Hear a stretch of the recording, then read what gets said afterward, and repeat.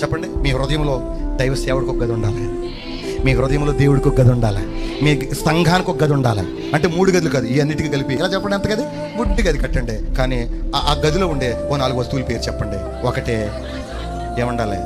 నీ మనసులో సంఘానికి ఒక మంచం ఉండాలి, సహవాసం ఉండాలి. 2, ఈ గదిలో ఏముండాలి? గట్టిగా చెప్పండి. ఏ బల్ల? ప్రభు బల్ల. బల్ల దేనికి గుర్తు?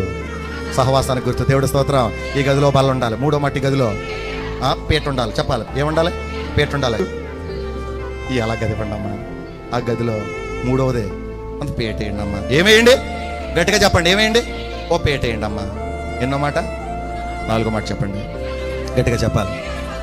ఆడ మనసు మంచిదండి, అంటే ఇది వెలుగుతూ ఉంటుంది, ఇది ఎలగాలి, ఇది వెలగాలి. ఏదో మాట ఉంటుంది, మనసు బాగుంటే ముఖం వెలుగుతుందట. ఆమెన్.